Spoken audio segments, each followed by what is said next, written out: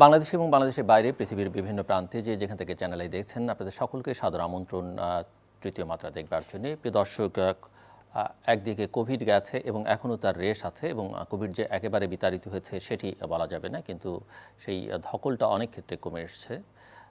মৃত্যুর ঝুঁকি বা স্বাস্থ্যের বা কোভিড আক্রান্ত হবার ঝুঁকি সেটি অনেকটা কমে এসছে। কিন্তু কোভিডের প্রভাব, কোভিড যখন শুরু হয়েছে তখন থেকে বোঝা যাচ্ছিল যে কোভিডের যে প্রভাব সেটি একটা বড় প্রভাব পড়বে অর্থনীতিতে বিশ্বজুড়ে। এরপরে শুরু হয়েছে এই কোভিড যেতে না যেতেই শুরু হয়েছে ইউক্রেন রাশিয়ার যুদ্ধ, এবং সেটিও গোটা পৃথিবীর অর্থনীতিকে একেবারেই নড়বড়ে করে দিয়েছে। বাংলাদেশের অবস্থাও একই বলা যেতে পারে, যে বাংলাদেশের অর্থনীতি দীর্ঘদিন পরে টানা কয়েক বছর পরে বেশ প্রবল চাপের মধ্যে আছে এবং এই চাপটা আরও বাড়তে পারে এমন একটা আশঙ্কা বা এমন একটা আশঙ্কার কথা প্রায় প্রতিনিয়তই বাংলাদেশের প্রধানমন্ত্রী বলে চলেছেন।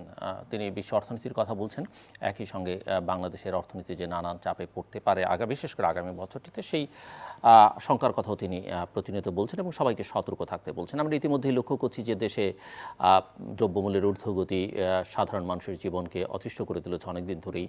ইতিমধ্যেই জ্বালানির সংকট, জ্বালানি তেলের মূল্যবৃদ্ধি, বিদ্যুতের মূল্যবৃদ্ধি এবং যেখানে সবার ঘরে ঘরে বিদ্যুৎ পৌঁছে যাওয়ার উৎসব বাংলাদেশ করেছে, সেই রেশ কাটতে না কাটতেই বা বলা যেতে পারে তার একেবারে সঙ্গেই বিদ্যুতের তীব্র সংকট, লোডশেডিং, সেই ভোগান্তি মানুষকে পোহাতে হচ্ছে।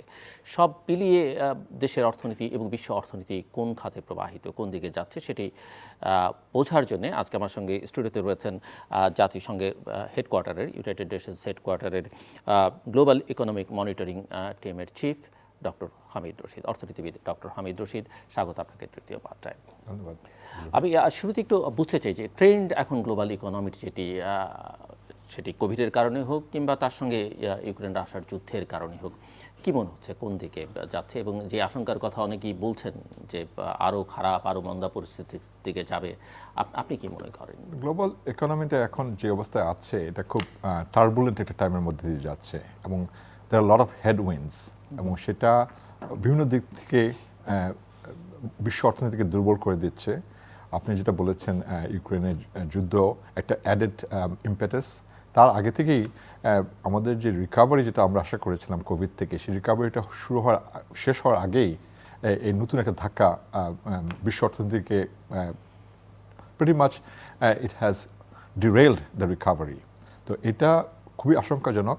আমরা যেটা সেই প্রবণতা আগের থেকে ছিল না, কোভিড আসার পর থেকে শুরু হয়েছে? কোভিডের কিছু ফান্ডামেন্টাল কিছু শিফট হয়েছে গ্লোবাল ইকোনমিতে। একটা আপনারা সবাই জানেন, সেটা হলো সাপ্লাই চেইনের ডিসরাপশনটা হয়েছে। এটা আনএন্টিসিপেটেড, কারণ আমরা ধরে নিয়েছিলাম যে এখন কোভিডে যখন লকডাউন হলো উন্নত দেশগুলোতে, তখন চাহিদা, দ্রব্যমূল্যের চাহিদা বা গুডস অ্যান্ড সার্ভিসের জন্য যে ডিমান্ড ছিল, সেই ডিমান্ডটা কোলাপস করলো। কিন্তু যখন বিশেষ করে ইউরোপে এবং উত্তর আমেরিকাতে যখন সরকার লোকদেরকে সাহায্য করার জন্য বিভিন্ন ধরনের স্টিমুলাস প্যাকেজ ইমপ্লিমেন্ট করলো, তখন অনেকের হাতে অনেক টাকা চলে আসলো। বিশেষ করে অল্প আয়ের যেসব ফ্যামিলিগুলো ছিল, তারপর মধ্যবিত্ত ফ্যামিলিগুলোতেও যথেষ্ট আয় আসলো, যদিও তারা কাজ করতে পারছিল না। তার ফলে তাদের ডিমান্ডটা রিকভার্ড ভেরি কুইকলি, কিন্তু সাপ্লাইটা রিকভার করেনি। সাপ্লাইটা রিকভার করতে অনেক সময় লেগেছে, বিকজ সাপ্লাই চেইন অনেক ক্ষেত্রে যেটা হয়েছে যে ফ্যাক্টরিতে কাজ করতো লোকজন, সেই ফ্যাক্টরিতে বন্ধ হয়ে গেছে। ফ্যাক্টরি খোলার পরে অনেকেই সে কাজে ফিরে আসতে চায়নি। হ্যাঁ, পোর্টে যারা কাজ করতো তারা পোর্ট বন্ধ হয়ে যাওয়ার পরে তারা পোর্টে ফিরে আসতে চায়নি। এই শকগুলা এটা ফুললি অ্যান্টিসিপেটেড ছিল না। সেই কারণে আমরা দেখলাম যে কোভিডের পরপরই দেখলাম একটা দ্রব্যমূল্যের একটা ঊর্ধ্বমুখী একটা ভাব দেখা গেল, specially in the western world, আপনি মার্কিন যুক্তরাষ্ট্রে এবং ইউরোপে। কিন্তু তখন একটা ওপিনিয়ন ছিল ইকোনমিস্টদের মধ্যে যে এটা ট্রানজিটরি ফেনোমেনা, মিনিং দ্যাট এই ইনফ্লেশন যেটা আমরা দেখছি এটা শর্ট লিভড। আমি গত 2021 সালের মাঝামাঝি সময়ের কথা বলছি। তখন there was a sense of complacency যে এটা নিয়ে চিন্তা করার কিছু নেই, এই দ্রব্যমূল্য একটু মুদ্রাস্ফীতি হচ্ছে, ইনফ্লেশন হচ্ছে, এটা নিজেভাবে নেমে আসবে। That was a policy mistake. হ্যাঁ, specially among the central bankers at that time, তারা কোনো রকম মেজার নিতে চায়নি সেই মুহূর্তে। তারা বলেছে না, এটা চলে যাবে। আর তার পরিপ্রেক্ষিতে আপনি যদি দেখেন তারপরে 1 বছর সময় পর্যন্ত there was a lot of hesitation among the major central banks যে তারা কি করবে এই মুদ্রাস্ফীতি নিয়ে।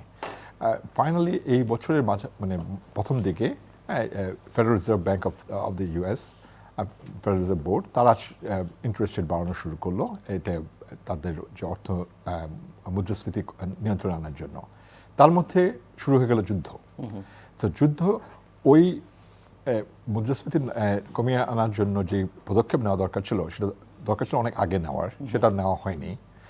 আর তারপর যখন আমরা নেওয়া শুরু করলাম, তখন দেখা গেল একটা যুদ্ধ এসে আরেকটা বড় ধাক্কা বিশ্ব অর্থনীতিকে বিব্রত, অলমোস্ট একটা ইমব্যালেন্সড একটা সিচুয়েশনে ফেলে দিল। এবং সেটাই আমরা রেজাল্ট এখনও দেখছি। এবং এখনও একটা ইম্পর্টেন্ট ফ্যাক্টর যেটা আমরা দেখতে হবে, সেটা হলো লেবার মার্কেটে, বিশেষ করে উন্নত বিশ্বের লেবার মার্কেটে এখনও কিন্তু রিকভারি ফুললি হয়নি। আনএমপ্লয়মেন্ট নাম্বার দেখলে হবে না। যেটা হচ্ছে যে, যেমন যদি মার্কিন যুক্তরাষ্ট্রের কথাই বলি, প্রতিটা 2টা জব খালি আছে, হ্যাঁ, একজন মাত্র জব সিকার। হ্যাঁ, সো 2:1 রেশিও, মানে লোকজন খুঁজে পাচ্ছে না কাজ করার জন্য। এবং অনেক সময় যেটা লোক পাওয়া যাচ্ছে না। So there twice the vacancies. আনএমপ্লয়মেন্টের কথাও তো আমরা দীর্ঘদিন ধরে শুনছিলাম। হ্যাঁ, আনএমপ্লয়মেন্টের এটা ডেফিনেশনটা হলো আমেরিকাতে খুব টেকনিক্যাল একটা ডেফিনেশন। সেটা হলো যে আপনি যদি 6 মাস যাবত যদি কাজ খোঁজ করেন actively, then you are unemployed. After 6 months you are not in the labour force anymore. সেই কারণে এখন একটা প্যারাডক্সিক্যাল সিচুয়েশনটা এরকম যে অনেক কর্মখালি আছে, প্রচুর জব, কিন্তু কোনো লোককে পাওয়া যাচ্ছে না। স্পেশালি সার্ভিস সেক্টরে প্রচণ্ড লোকের অভাব রয়েছে। এর মধ্যে আরেকটা ব্যাপার হয়েছে, কোভিডের কারণে আমেরিকা এবং ইউরোপ দুটোই ইমিগ্রেন্ট লেবারের উপর অনেক ডিপেন্ড করে। কোভিডের সময় এই ইমিগ্রেন্ট লেবারদের সাপ্লাইটা একদম বন্ধ ছিল। সেজন্য আমরা একটা বড় একটা লেবার শর্টেজ ফিল করছি। প্লাস যেটা আমরা ইকোনমিক্সে বলি যে preference for work has change as well. যারা রেস্টুরেন্টে কাজ করে তারা রেস্টুরেন্টে কাজ করতে চায় না। যে কন্ট্যাক্ট ইন্টেন্সিভ জব যেগুলো, যারা সার্ভিস সেক্টরে যেসব ডিরেক্ট কন্ট্যাক্ট হয়, সেসব সার্ভিসের লোক পাওয়া যাচ্ছে না। সবাই এখন রিমোটলি কাজ করতে চায়। আমরা একটা সার্ভে দেখলাম কিছুদিন আগে যে প্রায় 60% of the surveyed population in the US, তারা বলছে তারা they will never go back to the same kind of work that they did in the past. They want to have different kind of work and they also want to work from home. এইগুলা যে অনেকগুলো ব্যাপার, মাঝখানে যে China রাশিয়ার মধ্যে যে trade war বা টেনশন যেটা কাজ করলো চায়না এবং ইউএস এর মধ্যে, সেটার প্রভাব, সেটাও একটা মারাত্মক প্রভাব ফেলেছে। কারণ হলো যে আমরা যে সাপ্লাই চেনে যে ডিসরাপশনটা দেখেছি, এটা শুরু হয়েছে আরও আগে থেকেই। কোভিডের আগে থেকেই শুরু হয়েছে। প্রেসিডেন্ট ট্রাম্প যখন হোয়াইট হাউসে ছিলেন, তখন থেকেই এই চায়না এবং ইউএসের মধ্যে যেই ট্রেড ওয়ার বা ট্রেড টেনশন শুরু হলো, সেটার রেমিফিকেশন ছিল অনেক সাপ্লাই যেটা চায়না থেকে আসতো, ইট স্টার্টেড টেকিং মাচ লঙ্গার। কনজেশন বেড়ে গেল, পোর্ট ফিস বেড়ে গেল, অল দিস ওয়ার কিউমুলেটিভ। এবং তারপরে কোভিড আসার পরে এটা তো একদম বন্ধ হয়ে গেল। যেটা হয়েছে যে কোভিডের শকটা আমরা আন্ডার এস্টিমেট করেছিলাম। আমরা বলেছিলাম যে সুইচ অফ করে দিলাম, কোভিড হয়ে গেল, কোভিডের পরে আবার সুইচ অন করে দেবো, সব কিছু আবার ঠিকমতো ফ্যাক্টরিগুলো চলা শুরু করবে, জাহাজগুলো ঠিকমতো চলবে, কোনো সমস্যা হবে না। কিন্তু সেটা হয়নি। এবং সেই কারণে মুদ্রাস্ফীতির মূল কারণটা হলো যে ডিমান্ড অ্যান্ড সাপ্লাইয়ের মিসম্যাচটা। ডিমান্ডটা কিন্তু আপনার কাছে পকেটে টাকা আছে, আপনি একটা ফ্রিজ কিনতে চাচ্ছেন, একটা গাড়ি কিনতে যাচ্ছেন, আপনি বাজারে যাচ্ছেন, কিন্তু গাড়ি পাওয়া যাচ্ছে না আমেরিকাতে। এখন কেন আসতে পারছে না? গাড়ি কিন্তু জার্মানিতে তৈরি হবে, কিন্তু পার্টসটা আসছে চায়না থেকে। হ্যাঁ, সেখানে শিপমেন্টের প্রবলেম হচ্ছে, পোর্টে ডিলে হচ্ছে। আরেক পার্টস আসছে সাউথ আফ্রিকা থেকে, আরেক পার্টসটা আসছে ধরেন অন্য একটা দেশ থেকে, কোরিয়া থেকে। এই যে গ্লোবাল সাপ্লাই চেনটা খুব ব্রিটল, মানে খুব ফ্র্যাজাইল একটা সাপ্লাই চেন। এখন যেটা হয়েছে, ওইটার পরিপ্রেক্ষিতে যেটা হচ্ছে, এখন অনেক দেশই এখন সেলফ রিলায়েন্ট হওয়ার চেষ্টা করছে। তারা ওই গ্লোবাল সাপ্লাই চেনে আর যেতে যাচ্ছে না। সেটাও আমাদের জন্য একটা দুঃখজনক বিষয়। কারণ হলো সেক্ষেত্রে অনেক দেশ যারা ওই গ্লোবাল সাপ্লাই চেনের মেম্বার ছিল, তারা দেখবে তাদের ওই সুযোগগুলো কমে যাচ্ছে। যেমন আমেরিকা এখন চাচ্ছে যে মাইক্রোচিপস তারা প্রডিউস করবে। হ্যাঁ, মাইক্রোচিপসের মেইন সাপ্লাই তাইওয়ান থেকে আসে, সেটা নিয়ে তাদের যথেষ্ট চিন্তা রয়েছে। এমনিতে এই যে যুদ্ধ চলছে ইউরোপে, কোভিডের সবচেয়ে বড় ভিকটিম হলো ইউএসএর সঙ্গে চায়নার যে ট্রেড ওয়ার, তাইওয়ান নিয়ে যে সংকট, সব মিলিয়ে আসলে ইকোনমিক ক্রাইসিসটা সামনের দিনগুলোতে কোন অঞ্চলে বেশি দেখেন? এশিয়ায়, ইউরোপে, আমেরিকায়, কোথায়? আই থিঙ্ক আমাদের হটস্পট হলো ইউরোপ। আমরা যেটা বলবো সেটা হলো যে we are seeing a perfect storm. Perfect স্টর্মটা অনেক দিন থেকে ব্রুইং করছিল, but now it's like hitting the world economy, এবং আপনি বিভিন্ন দিক থেকে সেই প্রেশারগুলো আসছে। আমাদের যে ফোরকাস্টিং আমরা করছি তার দেখছি যে Europe will have a severe contraction, especially northern European countries. A last quarter of this year and at least first half of next year, ইউরোপের যথেষ্ট যেটাকে রিসেশন বলি বা সেই রিসেশনের possibility almost certain at this stage. তার মূল কারণ হলো যে northern European countries they were very dependent on Russian gas and Russian oil, এবং এই এনার্জি শর্টেজের জন্য ইউরোপে এখনই আরও মুদ্রাস্ফীতি আরও বেড়ে যাচ্ছে, এবং সেটা purely driven by the war. এবং এই কারণে ইউরোপের যেহেতু তাদেরকে they have to make difficult choices during the winter months, তাদের ফ্যাক্টরিগুলো চালু রাখবে নাকি হোম হিটিং করবে, they don't have enough energy supply, সেক্ষেত্রে হোম হিটিংকে প্রেফারেন্স দিতে হবে ইন সিভিয়ার উইন্টার। তার মানে ইউরোপের ইকোনমিক অ্যাক্টিভিটিস অনেক স্লো ডাউন করবে। সেজন্য ইউরোপ ইজ দ্য, কিন্তু আমরা এমন একটা বিশ্বে এখন বসবাস করছি যেখানে শুধু একটা দেশে যখন ইউরোপে যখন স্লো ডাউন করবে, রিসেশন হবে, that will directly affect China. China exports a lot to Europe. আর চায়না যখন স্লো ডাউন করবে, চায়না যখন এক্সপোর্ট করতে পারবে না ইউরোপে, তখন আফ্রিকার দেশগুলা যথেষ্ট অসুবিধায় পড়বে, কারণ তাদের মেইন মিনারেল এক্সপোর্ট হচ্ছে চায়না। ল্যাটিন আমেরিকার দেশগুলো একই অবস্থা, তারা ব্রাজিল, চিলি, পেরু, ওরা সবাই চায়নামুখী হয়ে থাকে, এবং তাদের সেক্ষেত্রে সবাই what we call a spiraling down of the global economy. একটা জায়গা থেকে শুরু হলেও everyone will be brought down, adversely affected by this, the war in Ukraine. So আমরা যদি চায়না যেভাবে অর্থনৈতিকভাবে এগিয়ে যাচ্ছিল এবং সবাই যেভাবে চায়নাকে ওই জায়গাটা তন্ত্র সমীহর চোখে দেখবার চেষ্টা করছে বা কারো কারো মধ্যে টেনশনও কাজ করছিল, এই সব মিলিয়ে এই যুদ্ধ, এই কোভিড চায়নাকে আসলে কোন জায়গায় এনে দাঁড় করিয়েছে বলে মনে করেন আপনি? এবং এখানে চায়নার যেটা আমাদের দেখতে হবে, গত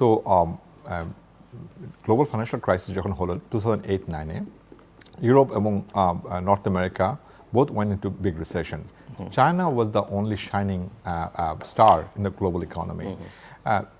2009 থেকে 2019 পর্যন্ত 10-11 বছরের মধ্যে China itself accounted for 1/4 of the global growth. Global GDP যদি 3% হতো, China accounted for 0.75% of that 3%, 1/4 of the global growth. So China was the engine of global growth. কিন্তু আমরা এখন দেখছি চায়নাতে যথেষ্ট স্লোডাউন হচ্ছে for several factors. একটা হলো external factor, ওটা অবশ্যই trade tensions with the US is affecting China. European countries are also very cautious about trade with China. এছাড়া আরেকটা ফ্যাক্টর আছে, চায়নার ডোমেস্টিক ইকোনমিতে যথেষ্ট চাপের সম্মুখীন হচ্ছে ওরা। ওদের housing sector is very vulnerable. Housing sector যেটা হয়েছে অনেক leverage, meaning that it was built on lot of credit from the banking system. ওই লেভারেজটা এখন যেহেতু house prices are not picking up as much, মানে আগে চায়নাতে গত 10 বছরে house prices were growing very fast. যখন হাউস প্রাইস বাড়তে থাকে তখন আপনার লোনটাকে স্মল মনে হয়, বিকজ আপনার লোন অ্যামাউন্টটা fixed, but your prices rise, তো আপনার loan to asset ratio, debt to asset ratio was lower. এখন অনেক হাউস হোল্ড দেখছে তারা they can afford the house, they can make the payment. বেশ কিছু large real estate company in China they are facing significant financial challenges.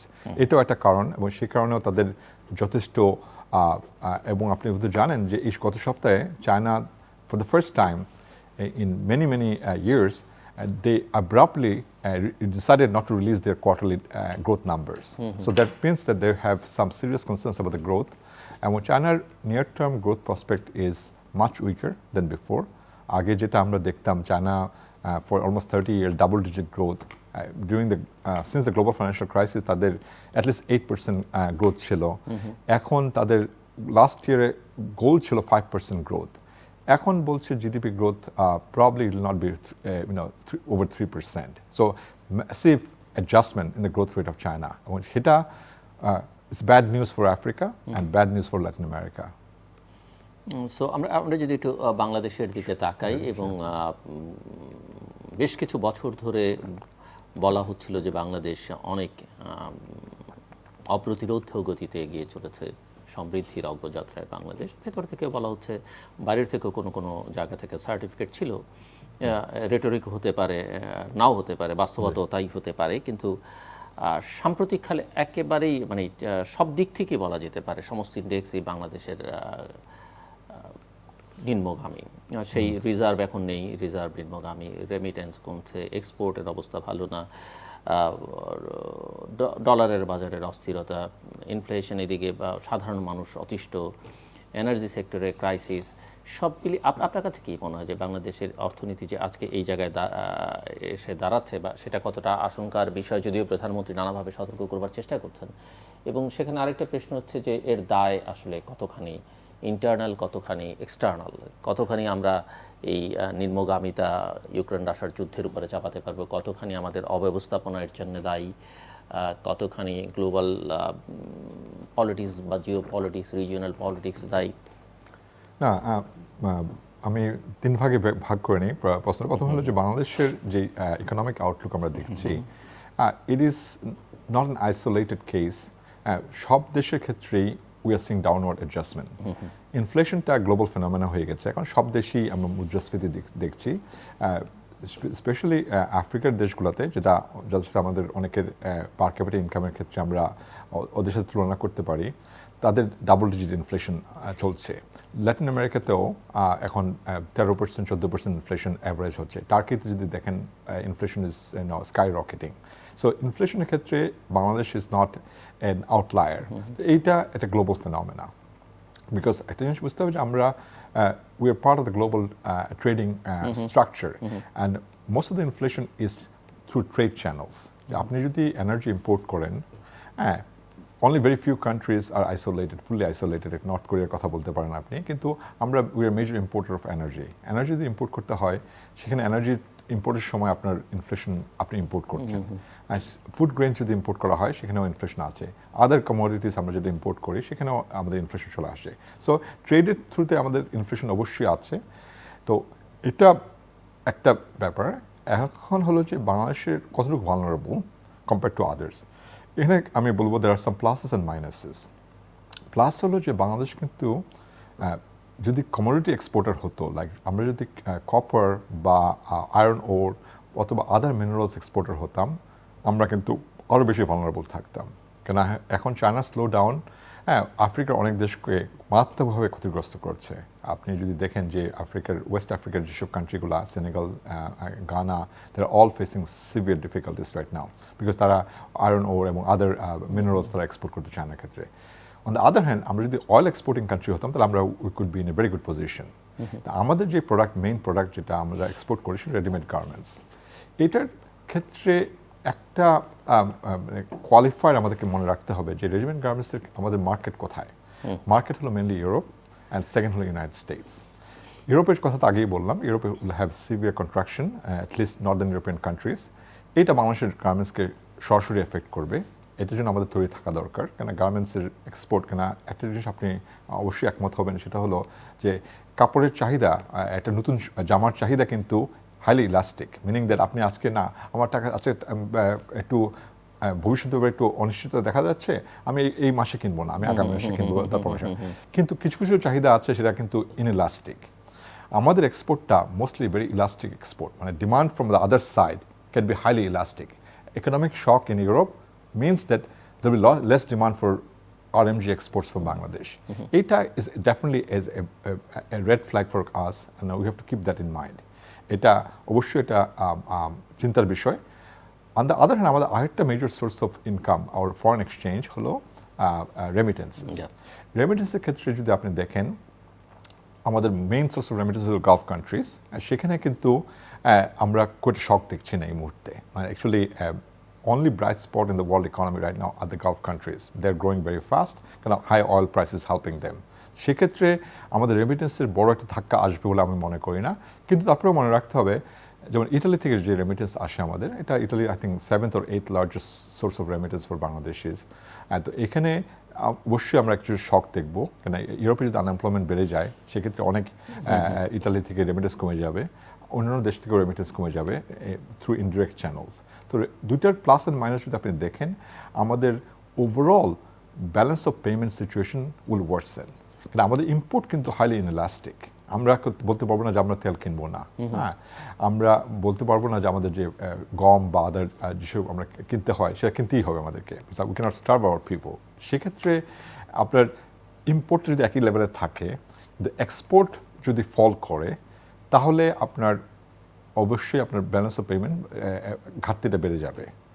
আর আরেকটা ব্যাপার আছে এখানে, যে আমাদের যেহেতু ডলারের যেই মূল্যমানটা, টাকার যে মূল্যটা অনেক কমে গেছে ডলার ভিসাভি ডলার। আমি যখন আপনার অনুষ্ঠানে আগে এসেছিলাম তখন 80 টাকা ছিল, এখন হলো 110, 112। তো সেক্ষেত্রে normally depreciation of the currency should help your export, কারণ আপনার এক্সপোর্টটা চিপ হয়ে যাচ্ছে, তাই না? আপনি তো এখানে লোকাল আরএমজি ওয়ার্কারকে আপনি টাকাতে বেতন দিচ্ছেন, যখন ডলারে যখন কনভার্ট করা হচ্ছে তাদের বেতন একটু বাড়লেও বাট ইজ চিপার, আপনার cost of production has gone down in dollar terms. কিন্তু যেহেতু বললাম যে ডিমান্ডটা খুব ইলাস্টিক, সেজন্য লাভ হবে না কয়েকটা। কিন্তু আমাদের ইম্পোর্ট যেটা হচ্ছে, আমরা তো ডলারে পে করছি, হ্যাঁ, dollar is very expensive right now. আপনার অনেক বেশি টাকা লাগবে, হ্যাঁ, two import the same $1 worth of goods. সেজন্য ব্যালেন্স অফ পেমেন্ট আমাদের যথেষ্ট রিস্ক রয়েছে। এই রিস্কটা আমরা আন্ডার এস্টিমেট করা উচিত হবে না। সেখানে আমার যেটা বক্তব্য থাকবে, সেখানে policy direction has to be clear. আপনাকে প্রায়োরিটাইজ করতে হবে, কিছু কিছু ইম্পোর্টকে ডিসকারেজ করতে হবে, so that you can conserve your reserves. এখানে আরেকটা ব্যাপার আছে, অনেক সময় আমি যখন বাংলাদেশের পত্রিকা পড়ি, রিজার্ভের ক্ষেত্রে একটা সেন্সিটিভিটি কাজ করে যে রিজার্ভটাকে রাখতে হবে যে করে হয়। তো রিজার্ভটা হলো আপনার রেনি ডে অ্যাসেটস, আপনাকে কাজে লাগাতে হবে। রিজার্ভটা শুধু রেখে দিলে হবে না, যদি এক্সচেঞ্জ রেটকে একটা টার্গেট রেটে যদি সাপোর্ট করতে হয়। এই আলোচনাটা অনেক আগে যখন এই যে রিজার্ভ বাড়ছে আমরা রেখে দিচ্ছি, আমার মনে হয় আপনিও করেছিলেন এর আগে অনেকবার এই আলোচনাটা এসেছে যে আসলে রিজার্ভটা এভাবে রেখে দেওয়ার জন্য রিজার্ভটাকে কাজে লাগাতে হবে। যেটা করতে হবে সেন্ট্রাল ব্যাংক, যেটা বাংলাদেশ ব্যাংক যেটা করতে পারে, যে রিজার্ভকে জুডিশিয়াসলি ইউজ করে, হ্যাঁ, এক্সচেঞ্জ রেটের প্রেডিক্টেবিলিটি রাখতে হবে। যদি টাকা এবং ডলারের যদি মান, যদি মূল্য যদি খুব ভলেটাইল থাকে, হ্যাঁ, প্রতিনিয়ত যদি চেঞ্জ হতে থাকে, সেটা কিন্তু ব্যবসাকে এফেক্ট করবে।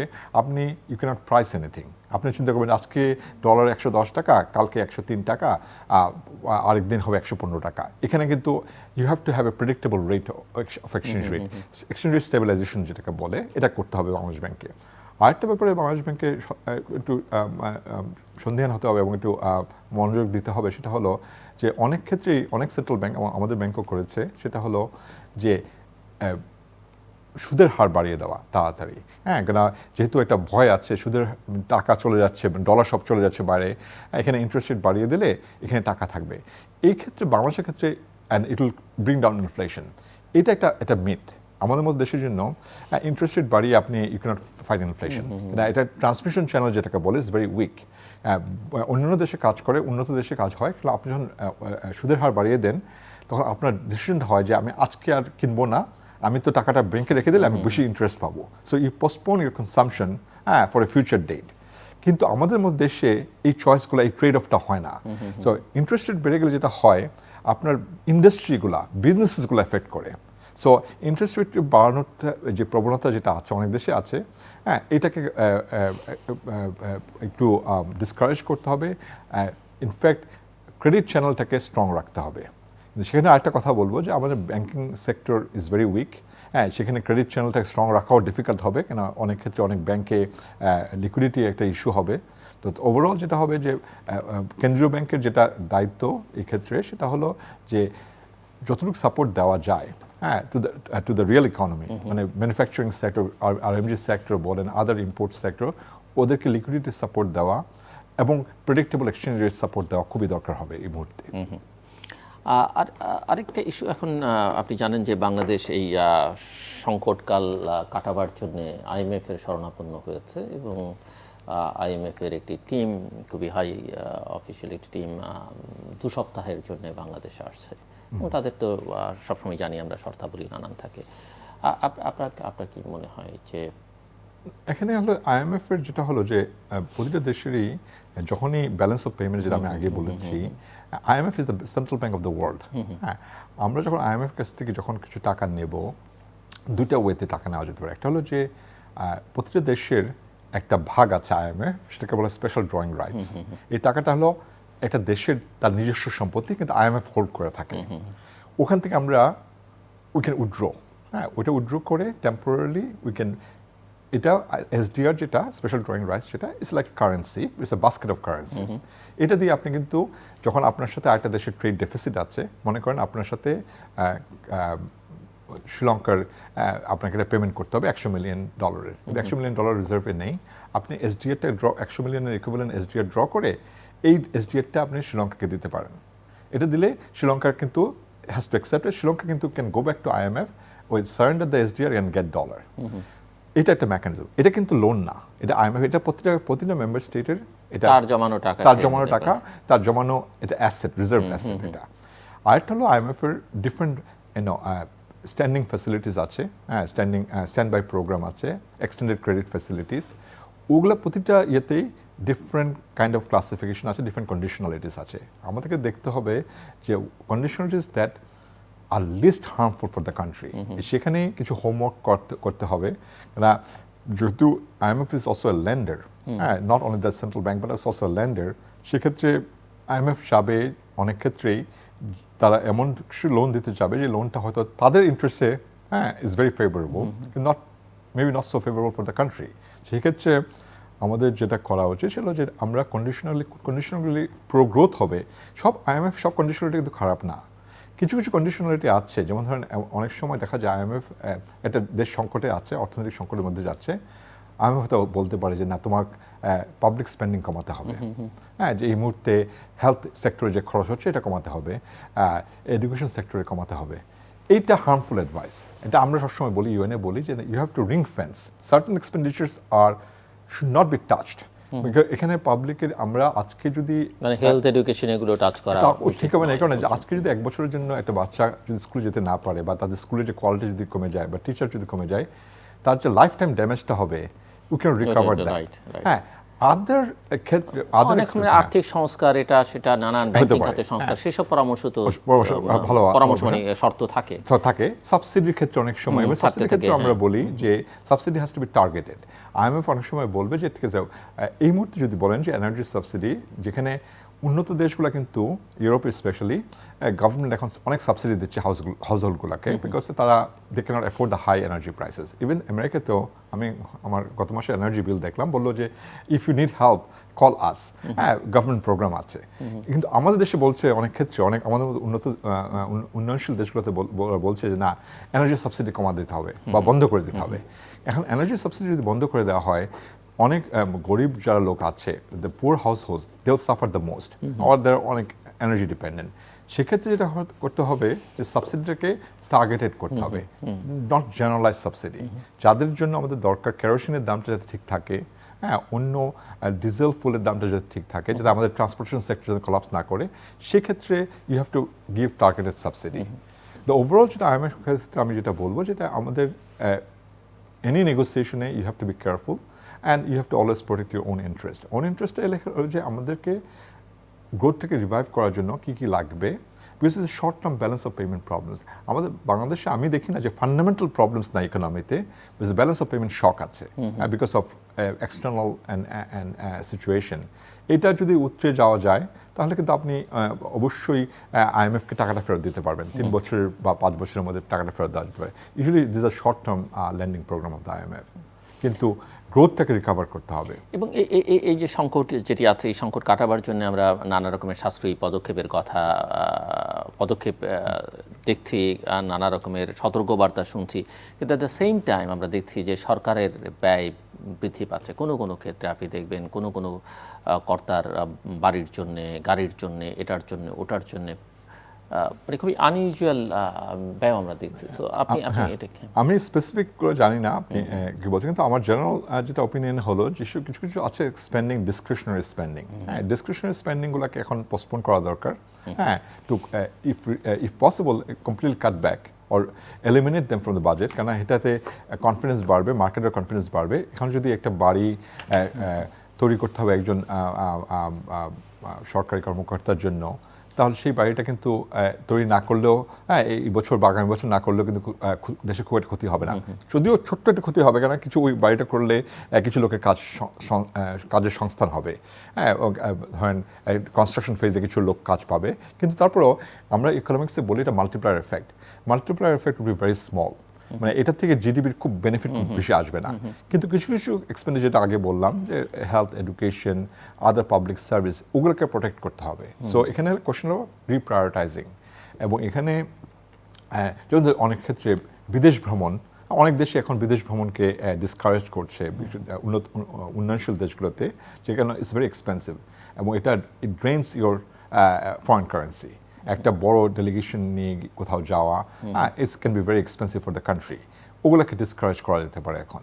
এবং এটা those will be prudent measures, কেন এখন আমাদের যেটা হচ্ছে যে দিস আর রেইনি ডেজ, আপনার যা যা ইনস্ট্রুমেন্টস এই মেজার্স আমরা নেওয়া হয়েছে দেখেছি, কিন্তু ওই বিদেশ ভ্রমণটা সেই অর্থে বন্ধ হয়নি। যাদেরকে বন্ধ করতে বলা হয়েছে তারা আসলে খুব একটা তাতে, এমনকি যার চাকরির মেয়াদ 1 সপ্তাহ 1 মাস আছে, তিনিও সরকারি অর্থে নানান প্রশিক্ষণ বা নানান ইভেন্টে যোগ দেওয়ার জন্য বাইরে যাচ্ছে। এটা দুঃখজনক। এখানে এনফোর্সমেন্টের ব্যাপার আছে, অ্যাকাউন্টেবিলিটির ব্যাপার আছে, যে এখানে আমাদেরকে যারা এটাকে ফ্যাসিলিটেট করছে, এটাকে সম্ভব করে ফেলছে, তাদেরকে অ্যাকাউন্টেবল করতে হবে। ফুড ক্রাইসিস নিয়ে এক ধরনের শঙ্কা তৈরি হচ্ছে বিশ্বজুড়ে, এবং বাংলাদেশে সেটা আছে। আপনাকে কি মনে করেন? ফুড ক্রাইসিস আমার যেটা মনে হচ্ছে, আমি যতটুকু জানি সেটা হলো Bangladesh imports food grains from certain countries, যেমন রাশিয়ান ফেডারেশন এবং ইউক্রেন। আমাদের মূল আমদানি হয় গম। এই দুটো দেশ, obviously Russia is the largest exporter. Naturally আমাদের also physical distance ও রাশিয়া থেকে আমাদের সুবিধা হয়, কিন্তু আমাদের সবসময় মনে রাখতে হবে diversification is a good idea. You have to have multiple sources, even if you don't use them. আরেকটা যেটা হতে, যে যেমন ধরেন আমাদের এই অনেকে হয়তো জানেন না এখানে, যে Argentina is a major source of wheat in the world. They're the 6th or 7th largest exporter in the world. বাংলাদেশের এই মুহূর্তে দরকার আর্জেন্টিনার সাথে কীভাবে ওখান থেকে গম আনা যেতে পারে কিনা, কানাডা থেকেও গম আনা যেতে পারে, অনেক দেশ থেকেই, মানে you have to have multiple sources so that you are not too dependent on one source. এই কোভিড থেকে আমরা এক জিনিস শিখেছি, যে you can't put all your eggs in one basket. এখানে আমাদের যেটা হয়েছে, যে over the last 15 years or 20 years or whatever period, আমাদের সোর্স কান্ট্রিগুলো কিন্তু খুব limited for our food grains. এটা ফুড সিকিউরিটির জন্য খুবই একটা শঙ্কাজনক ব্যাপার। আমাদের দরকার ছিল যে আরও অনেকগুলো দেশের সাথে আমাদের অ্যাটলিস্ট চ্যানেল অফ কমিউনিকেশন রাখা, একটা স্ট্যান্ড বাই অ্যারেঞ্জমেন্ট রাখা, যে আমাদের যদি এখান থেকে যদি আমাদের সাপ্লাই না আসে, আমরা তোমাদের কাছ থেকে নিতে পারি কিনা। আরেকটা ব্যাপার হলো, সেটা হলো যে you have to also have futures market, meaning that আপনি সব কিছু স্পটে কিনলে হবে না। ফুড গ্রেনে কিন্তু ফিউচার্স মার্কেট, আপনি 3 মাস 6 মাস ফিউচার্স আছে, 1 বছরের ফিউচার্স আছে, ওই ফিউচার্স মার্কেটে আমাদের ইন্টারভেন করা দরকার, বিকজ ইটস ভেরি ইম্পর্টেন্ট যে আপনার you don't just rely on the spot price. আরেকটা ব্যাপার হলো, যেটা আগে বলেছি, আমাদের এক্সচেঞ্জ রেট ম্যানেজমেন্টে, এখানেও কিন্তু আপনি you can protect your exchange rate devaluation. আপনি কিন্তু আজকে একটা ফিউচার ডলার কিনে রাখতে পারেন, যে আমি 1 বছর পরে আমার একটা পেমেন্ট হবে, $100 million পেমেন্ট করতে হবে, এই ডলারের পেমেন্টটা আপনি আজকে লক ইন করতে পারেন, with a certain favourable rate. এগুলোর জন্য যে ধরনের টেকনিক্যাল এক্সপার্টিজ এবং আমাদের পলিসি মেকারদের এটা ফার্স্ট অফ অল আন্ডারস্ট্যান্ডিং থাকা দরকার, এবং সেকেন্ড হলো যে এটাকে ইমপ্লিমেন্ট করা দরকার। কারণ হলো যে that way you can minimize lot of risks related to food security. জি, আর একটা প্রশ্ন, যে বাংলাদেশে অনেক মেগা প্রজেক্ট হচ্ছে এবং তার সুফল পাওয়া যাবে বলে অনেকে মনে করেন, আবার কেউ কেউ মনে করেন যে বাংলাদেশে অনেক বেশি আসলে ইনফ্রাস্ট্রাকচার হার্ডওয়্যারের দিকে মনোযোগ দিচ্ছে, তো সফটওয়্যার যেটা আপনি বলছেন, শিক্ষা, স্বাস্থ্য, সেই সব জায়গায় অনেক মনোযোগ কম। এবং এই যে বৃহৎ প্রকল্পগুলোর আবার এখন যদিও ওই সাশ্রয়ী পদক্ষেপের অংশ হিসেবে এখন একটু প্রাইভেটাইজ করা হচ্ছে, যে কোনো প্রকল্প নেওয়া হবে, কোনটা নেওয়া হবে না, কোনটার গতি স্লো করে দেওয়া হবে, সেই সিদ্ধান্ত আমরা দেখেছি। কিন্তু মোটা দাগে অভিযোগ একটা হচ্ছে বৃহৎ প্রকল্প মানেই হচ্ছে বৃহৎ দুর্নীতি, এবং সেগুলো নিয়ে নানা রকম খবরাখবর আমরা পত্রপত্রিকা পেতে। আপনি এই যে এই উদ্যোগ বা এই অ্যাপ্রোচটাকে কীভাবে দেখেন বৃহৎ প্রকল্প কেন্দ্রিক বাংলাদেশের? আমাদের কিন্তু ইটস নট আইদার অর। যেসব দেশ ভালো করেছে গত 50 বছরে, মানে আমাদের এক্সাম্পল হলো China, east Asian economist, the Asian Tigers, তারা কিন্তু ডুয়াল ট্র্যাকে কাজ করেছে। You need physical infrastructure. There's no doubt about that. You have to build the right kind of infrastructures to be globally competitive. At the same time, you have to invest in your people. মানে কি তাদের education skill set, তাদের numerical skills, তাদের আদার technical skills, এগুলো develop করতে হবে। আপনার অনুষ্ঠানে আমি আগেও বলেছি যে আমাদের হিউম্যান সফট স্কিলগুলা, ওখানে কিন্তু আমরা হয়তো ওইভাবে ইনভেস্ট করছি না। I don't have the details. এখানে while you can invest in physical projects, they're attractive for many reasons and also they're necessary. Kintu that should not come at the expense of ignoring or undermining the importance of the soft skills and the human skills or human development যেটা আমরা বলি। এখানে যেটা হয়েছে বাংলাদেশে, মানে আমি এবার প্রায় 3.5 বছর পরে আসলাম, এটা লং গ্যাপ ফর মি। আগে প্রতি বছর অ্যাটলিস্ট একবার আসা হতো, কোভিডের কারণে আসা হয়নি। আমি দেখলাম যে অনেক অনেক অনেক প্রজেক্ট হচ্ছে, flyover everywhere, all the different construction projects. They will give you some dividends obviously in the long term. কিন্তু যেটা হবে যে এই প্রজেক্টগুলোতে যদি আমরা সব লক ইন করে ফেলি, এবং এখানে একটা ডাউনসাইড হলো যে অনেক সময় ফিজিক্যাল ইনফ্রাস্ট্রাকচার প্রজেক্টের সাথে সাথে রিয়েল এস্টেট স্পেকুলেশন শুরু হয়ে যায়। আপনি যেখান দিয়ে ফ্লাইওভার যাচ্ছে সেখানে জমির দাম বেড়ে যাচ্ছে, অনেকে জমি কিনছে, এবং তার ফলে অনেক টাকা লকড ইন হয়ে যাচ্ছে ইন রিয়েল এস্টেট। রিয়েল এস্টেটে আপনার যেটা হয় যে চায়নাতেও এখন দে আর সাফারিং, যে টাকাটা লকড ইন হয়ে গেলে এখান থেকে আর ফার্দার জিডিপি আসে না। আপনার একটা বাড়ি থেকে ওয়ান্স ইটস বিল্ড, আপনি একজন দারোয়ান রাখতে পারেন, তার জব ক্রিয়েট হতে পারে, গার্ডেনার রাখলেন, একটা জব ক্রিয়েট হলো। বিয়ন্ড দ্যাট একজন মেনটেন্যান্স ইলেকট্রিশিয়ান হয়তো 10টা বাড়ি তারা ইয়ে করছে। কিন্তু ইকোনমিতে একটা ব্যালেন্স আপনার থাকতে হবে যে আপনার যে ইনফ্রাস্ট্রাকচার ইনভেস্টমেন্টগুলো করছেন তার ফলে রিয়েল এস্টেট প্রাইসের কী হচ্ছে, রিয়েল এস্টেট স্পেকুলেশন হচ্ছে কিনা, লোকজন কি শুধুমাত্র, আমি যে দেখলাম আজকে ঢাকার বাড়ি গিয়েছিলাম, দেখলাম যে সব জায়গায় শুধু everyone is building houses, এবং housing construction, of course everyone needs a good home, কিন্তু এটা doesn't help the GDP that much. এখানে যদি আপনি, আমি একটু আগে রেমিটেন্সের নাম্বার দেখছিলাম যে আমাদের রেমিটেন্সের টাকাটা অনেকটাই কিন্তু ওই জমি কেনার ক্ষেত্রে এবং বাড়ি তৈরি করার ক্ষেত্রে চলে যায়, কিন্তু এডুকেশনে যায় না অতটা, বা হেলথ কেয়ারে অতটা যায় না। সো সেখানেও পলিসি গাইডেন্স থেকে বড় কথা হলো পলিসি ইমপ্লিমেন্টেশন দরকার, যে আপনি কীভাবে রেমিটেন্সটাকে রিডিরেক্ট করতে পারেন টুয়ার্ডস স্কিল ডেভেলপমেন্ট। সেখানেই সরকারের অনেক কিছু করার আছে বলে আমি মনে করি। আরেকটা বিষয়, যেহেতু আপনি ইনফ্রাস্ট্রাকচারের কথা বলছিলেন, মেগা প্রকল্পের আলোচনা করছিলাম আমরা, এখানে চায়নার উপরে, মানে চাইনিজ ইনভেস্টমেন্ট, চায়নার উপরে নির্ভরতা, কারো কারো ভাষায় বাংলাদেশ অনেকখানি ইন দ্য বেলি অফ চায়না ইকোনমিক্যালি।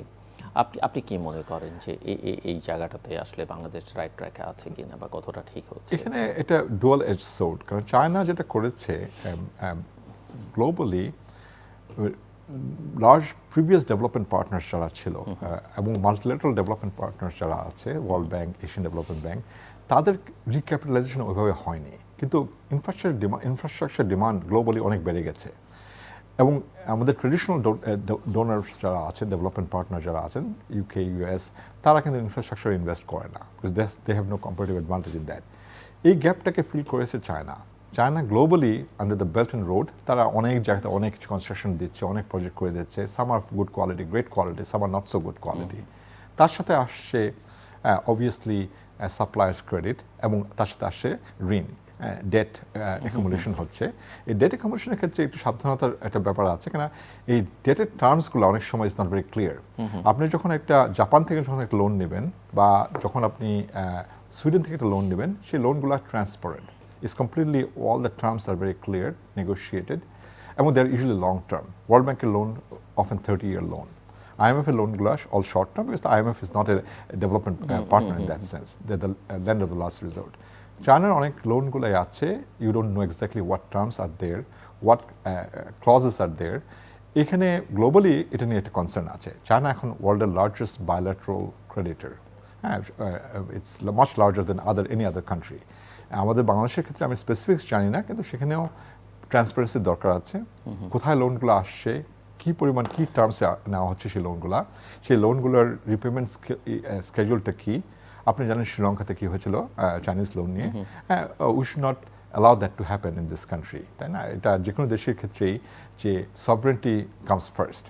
শ্রীলঙ্কার ক্ষেত্রে যে পোর্ট যে লোনটা চাইনিজ লোনটা ছিল, সেটাতে একটা ক্লজ ছিল যে চায়না ক্যান টেক ওভার। যেটা হয়েছে যে চায়না অনেক সময় ক্রেডিটর হিসেবে আসে, but then it becomes a equity holder, it takes over. That is can be concerning for certain countries, এবং সেক্ষেত্রে আমাদের যথেষ্ট সাবধানতার দরকার রয়েছে, এবং এই নেগোসিয়েশনগুলো ট্রান্সপারেন্টলি হওয়া দরকার, এবং লাইক এনি আদার ক্রেডিটার্স। এবং এখানে শুধু চায়নাকে বলবো না, অনেক আদার দেশও, অনেক অন্য দেশও আছে যারা ফুলি ট্রান্সপারেন্ট না। সেই সবগুলোতেই all loan negotiation should be fully transparent. এবং ফাইনালি যেটা হয়েছে, কিছু কিছু দেশে আছে, আফ্রিকার কিছু দেশে আছে যে লোন এগ্রিমেন্টটা পার্লামেন্টে প্রেজেন্ট করতে হয়, হ্যাঁ, and parliament approves the loan agreement.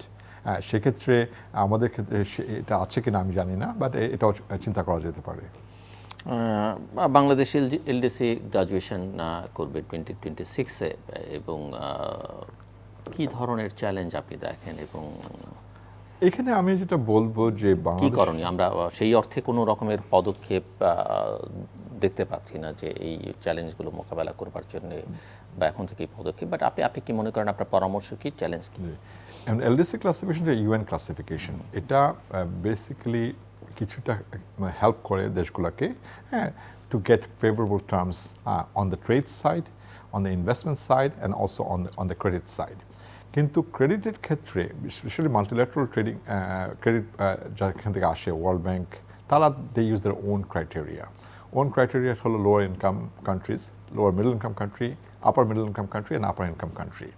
As you move up the income level, your conditions become from soft loans to hard loans. Terms become much more rigid. মনে করেন আপনি যদি, আমরা as a low income country, আমাদের বাংলাদেশের eligibility ছিল for আইডা loans. আইডা লোনগুলো হলো সবচেয়ে ভালো ফেভারেবল টার্মস। আইডা লোনের মাধ্যমে আপনি প্রাইমারি এডুকেশনকে সাপোর্ট করতে পারেন, হেলথ কেয়ারকে সাপোর্ট করতে পারেন।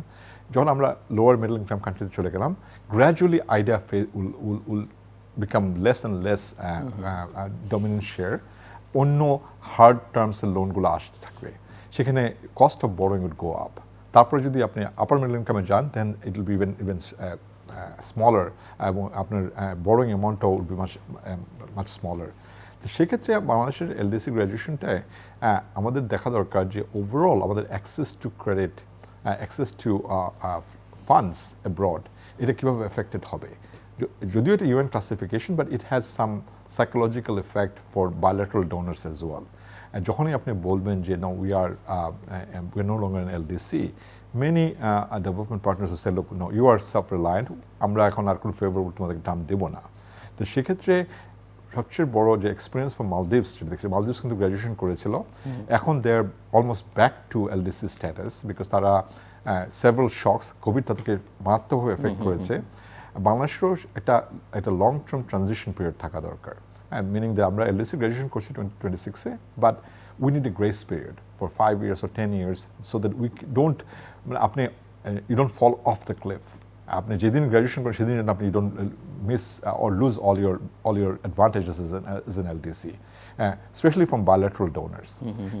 Multilateral donors এর ক্ষেত্রে is more direct and transparent, and the bilateral donors are more discretionary. একটা bilateral donor বলতে পারে যে আমি 300 million তোমাকে আগে গ্র্যান্ট দিতাম, এখন আমি I'll not give you any grant anymore because you're not an LDC. I'll give this grant to another LDC.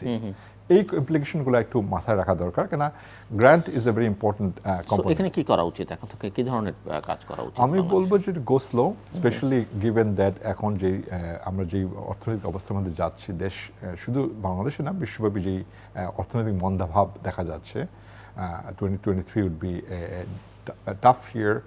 এখানের পরে যেটা সবচেয়ে বড় যেটা আমাদের ভয়, আমরা যেটা দেখছি যে অনেক উন্নয়নশীল দেশে যে টার্মটা আমরা ইকোনমিক্স সবচেয়ে বেশি ভয় পাই, সেটা স্ট্যাগফ্লেশন। স্ট্যাগফ্লেশন হলো slow growth and high inflation. Normally high inflation comes with high growth or moderate growth, meaning আপনার কোনো গ্রোথ হচ্ছে না, স্ট্যাগনেশন প্লাস ইনফ্লেশন, যেটা ল্যাটিন আমেরিকাতে হয়েছিল 1980s-এ। এই ফেনোমেনাটা আবার ফিরে আসতে পারে, কারণ অনেক ক্ষেত্রেই 1970s যেটা ইউএস পলিসি যেটা করেছিল, they were raising interest rates very quickly, Latin America they defaulted on that debt and they went into stagflation, এবং তাদের যেটাকে আমরা বলি lost decade, for 10 years Latin America didn't have any economic growth.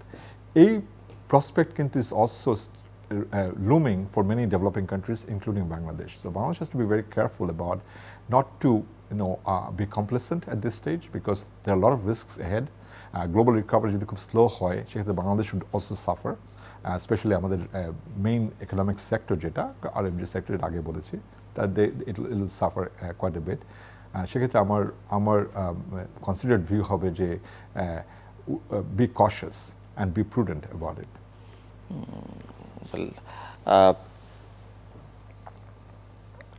আপনার কাছে, আপনি এর আগেও আপনার সঙ্গে যখন আমরা আলোচনা করেছি যে বাংলাদেশের আর্থিক খাতের সংস্কার, ব্যাংকিং সেক্টর, সেন্ট্রাল ব্যাংকের রোল, এগুলো নিয়ে আমরা কথাবার্তা বলেছিলাম, পরিস্থিতির কি কোনো উন্নতি হয়েছে? দেখেন, আমরা তো গণমাধ্যমে যেটি দেখতে পাই যে এই সমালোচনাগুলো আছে এবং কোনো ক্ষেত্রে প্রবলভাবে বেড়েছেও। না, আমার মনে হয় যে আমি আগেও বলেছি যে বাংলাদেশের ইটস অ্যান ওভার ব্যাংকড কান্ট্রি। হ্যাঁ, আপনার যে জিডিপি সাইজ অনুযায়ী যে ধরনের সংখ্যার ব্যাংক থাকা উচিত আসলে এখন there's no ideal number. হ্যাঁ, ডিফারেন্ট মডেলস গ্লোবালি আপনার ডিফারেন্ট মডেল আছে। যে আমেরিকাতে ট্রেডিশনাল ছিল, মানে আমেরিকার ডেভেলপমেন্ট হিস্ট্রি যদি আপনি দেখেন, they always preferred small banks.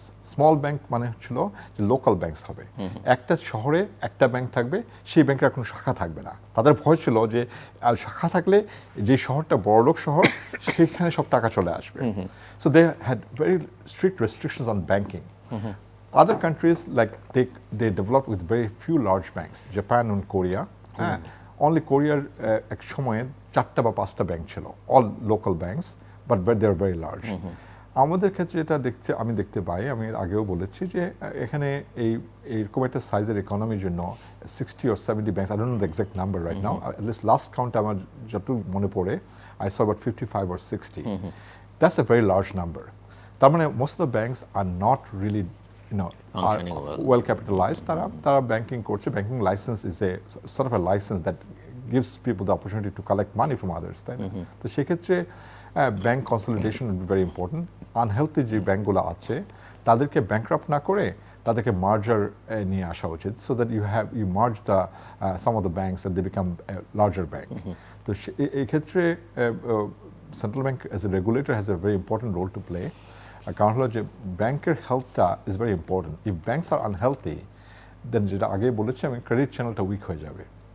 Even আপনি একজন ক্রেডিট ওয়ার্থি একজন বড়োয়ার, আপনি ব্যাংকে গেলেন, আপনি লোন চাচ্ছেন, ব্যাংকের টাকা নেই, হ্যাঁ, তারা বলুন আমি টাকা দিতে পারবো না, that means you are suppressing GDP opportunity. কেন, যে লোনটা পেলে ওই লোনটা দিয়ে জিডিপি গ্রো করতে পারত। সেক্ষেত্রে ব্যাংকে ওয়েল ক্যাপিটালাইজ করা ইজ ভেরি ইম্পর্টেন্ট। আমাদের ক্যাপিটাল অ্যাডিকুয়েসি অ্যাগ্রিগেট লেভেলে ভালো আছে, কিন্তু কিছু কিছু ব্যাংকে আমি যতটুকু শুনেছি, হ্যাঁ, they don't have enough capital to support credit extension. এমনি ওভারঅল সাউথ এশিয়ান ইকোনমি সম্পর্কে আপনার অবজারভেশন কি? মানে অন্যদের সঙ্গে তুলনায় আসলে আমরা কোন জায়গায় দাঁড়িয়েছি সেটা একটু যদি বুঝতে চাই ছোট্ট করে। এখানে আমি শুধু একটু বলবো যে the big has some advantage. India is in a relatively good position, partly because India has been able to get good deals on energy prices from the Russian Federation, and also on other fronts to Indian economy. Their recovery came late, so that means 2023 would be better for India compared to other countries in South Asia. তাদের কোভিডটা hit করেছিল অনেক পরে, এবং কোভিডের হিটটা was severe hit. So এখন যেটা bounce ব্যাকটা দেখছেন আপনি, a lot of it is bouncing back from the COVID restrictions and COVID-related losses. পাকিস্তানের অবস্থা অন্যরকম। আপনার severe flood হয়েছে পাকিস্তানে, that was devastating for the economy. Pakistan also has a lot of external debt. অনেকে বলছে এই ডেটটা নট সাস্টেনেবল। সেক্ষেত্রে পাকিস্তানের economy will face significant challenges, both on the recovery front from the flood and also to service its debt. আর অন্যান্য country আপনি জানেন, Sri Lanka is in a very difficult situation, Maldives also difficult situation, and Nepal and ভুটানের ক্ষেত্রে they are relatively insulated. Nepal is heavily dependent on remittances, সেক্ষেত্রে নেপালের অবস্থা ভালোই আছে। Bhutan, so long India grows, Bhutan should also grow so এই ক্ষেত্রে বাংলাদেশকে আমি বলবো মাঝামাঝি পর্যায়ে আছে। ওকে, সো ফাইনালি যদি আবার আমরা সাম আপ করতে চাই আপনার কাছ থেকে, সো বাংলাদেশের জন্য আপনার এই মুহূর্তে নীতি নির্ধারকদের জন্য এবং সাধারণভাবে জনগণের জন্য, ব্যবসায়ী গোষ্ঠীর জন্য পরামর্শ কি? এখন আমাদের সবচেয়ে বড় আমাদের অনেক সতর্ক থাকতে হবে। এখন ভুল করার সুযোগ খুব কম, এবং ভুল করার মানে হলো যে পলিসি মিস্টেক। আমি বলছি যে পলিসিতে, যেটা আমি আগে বলেছি, কেন্দ্রীয় ব্যাংকে এখন অনেক দায়িত্ব অনেক বেড়ে গেছে এই অর্থনৈতিক অবস্থায়। তাদেরকে শুধু মুদ্রাস্ফীতির দিকে তাকালে হবে না। মুদ্রাস্ফীতি আপনি কমিয়ে আনতে পারেন, inflation you can bring it down, but if it kills growth then you lose everything. So একদিকে ইনফ্লেশনকে একটু কমিয়ে আনতে হবে, কিন্তু ইনফ্লেশন একবারে সরাসরি তাড়াতাড়ি চলে যাবে না, কিন্তু প্রায়োরিটাইজ করতে হবে গ্রোথকে, জিডিপি গ্রোথকে প্রায়োরিটাইজ করতে হবে এই সময়ে। এবং সেক্ষেত্রে ক্রেডিট চ্যানেলকে শক্তিশালী করতে হবে, ব্যাংকিং সিস্টেমটাকে স্টেবল করতে হবে। Exchange rate stability will be very important, because exchange rate unpredictability affects businesses a lot. আপনি কোনো ব্যবসায় করতে পারেন, আপনি এলসি করতে পারবেন না আপনার অনেক ক্ষেত্রে। আরেকটা যেটা হলো ফুড সিকিউরিটির দিকে যথেষ্ট মনোযোগ দিতে হবে, কারণ ফুড ইনসিকিউরিটি কিন্তু is a basically very risky proposition. এবং এখানে যথেষ্ট আমি অনেকগুলো সলিউশনের কথা বলেছি, অন্যান্য সোর্স থেকে দেখা উইল বি ভেরি ইম্পর্টেন্ট। তো ওভারঅল যেটা সতর্ক থাকার কোনো বিকল্প নেই এই মুহূর্তে। এবং বাট সতর্ক মানে এই না যে শুধু ইনফ্লেশনকে নামিয়ে আনতে হবে। Inflation is one of the else of the global economy right now. অনেক দেশ ভুল করছে, সেটাও তারা ইনফ্লেশনকে ফাইট করতে গিয়ে, যেটা ইউএসের যে ডিবেটটা হচ্ছে এখন, যে সবাই বলছে যে ইনফ্লেশন করতে করতে US economy will go into recession, আর ইউএস ইকোনমি রিসেশন গেলে rest of the world also follows. তো সেক্ষেত্রে আমাদের ক্ষেত্রে ইট বি ভেরি কেয়ারফুল যে আমরা ইনফ্লেশন কমিয়ে আনবো, কিন্তু জিডিপি গ্রোথকে সাপোর্ট করতে হবে। আর কিছু যোগ করতে চান আপনি?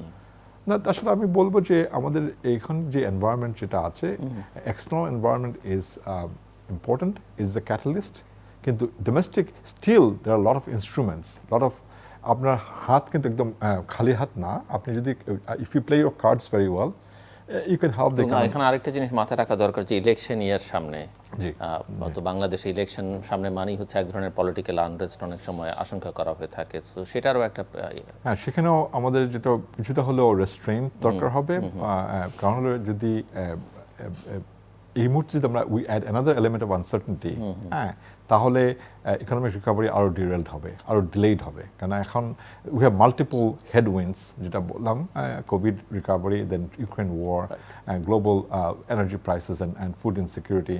তার সাথে যদি আবার আরেকটা যেটা আমি অনেক জোর দিয়ে বলছি, ক্লাইমেট রিস্ক যেটা বেড়ে যাচ্ছে সব দেশে, ডিজাস্টার রিস্ক বেড়ে যাচ্ছে, তার সাথে পলিটিক্যাল রিস্ক যদি অ্যাড হয়, তাহলে এটা will be unmanageable. So we have to be very careful about that as well.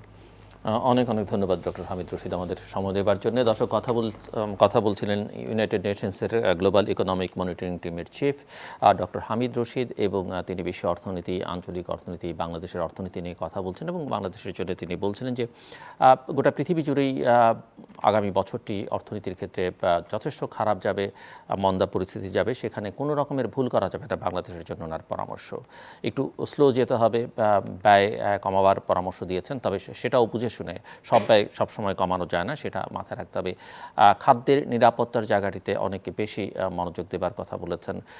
কোনো ক্ষেত্রে বাজার খুঁজবার ক্ষেত্রে বা ইম্পোর্ট করবার ক্ষেত্রে ডাইভার্সিফিকেশনের কথা বলেছেন, নতুন জায়গা খুঁজে বের করবার কথা বলেছেন। এবং বলেছেন যে কোভিডের সংকট, ইউক্রেন রাশিয়া যুদ্ধের প্রভাব এবং সেই সঙ্গে জলবায়ু পরিবর্তনের যে প্রভাব, সেগুলোর সঙ্গে যদি আমরা রাজনৈতিক সংকটটাকেও সামনে নিয়ে আসি, সেটি আরও ক্ষতি করবে।